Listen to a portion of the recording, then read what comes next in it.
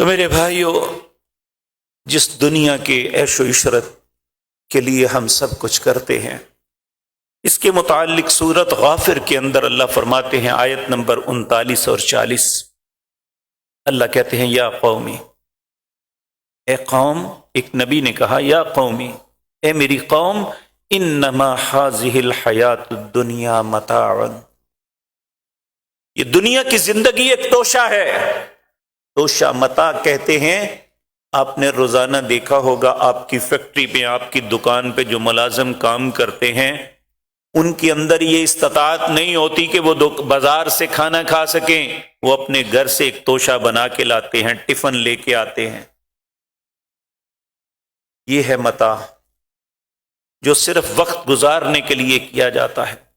تو دنیا کی ساری زندگی اس توشے کی طرح ہے۔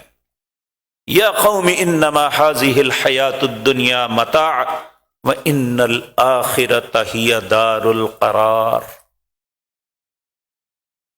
اصل آرام دہ زندگی جو ہے وہ آخرت کی ہے۔ من عمل سیئۃ، جو شخص برا کرے گا، فلا یجزا الا مثلھا، اللہ اس کا بدلہ اسے اتنا دے گا جتنا وہ گناہ کر رہا ہے۔ ایک مرتبہ نبی کریم نے وہ حدیث بیان کی کہ جو انسان نیکی کرتا ہے اسے 10 گنا ملتا ہے، جو برائی کرتا ہے اسے اتنا ہی بدلہ ملتا ہے جتنا وہ کرتا ہے، یعنی اس گناہ کے برابر ہی، ایک گناہ ہی۔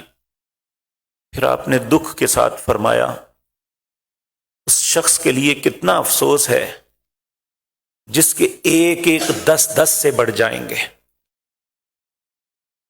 یعنی نیکی کرتا ہے تو 10 کے ساتھ ملٹیپلائی کی جاتی ہے، برائی کرتا ہے تو اتنی ہی برائی کا بدلہ ہے، یعنی اتنا ہی ایک گناہ ہی۔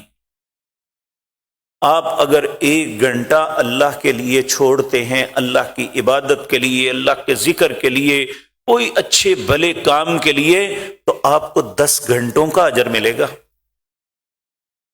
اگر آپ 1 گھنٹہ برائی کرتے ہیں تو 1 گھنٹے کا ہی ہوگا، لیکن وہ شخص کتنا بد نصیب ہوگا جس کا 1 10 سے بڑھ جائے،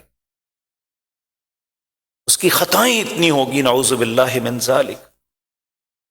اللہ ہم سب کو اپنی پناہ میں رکھے۔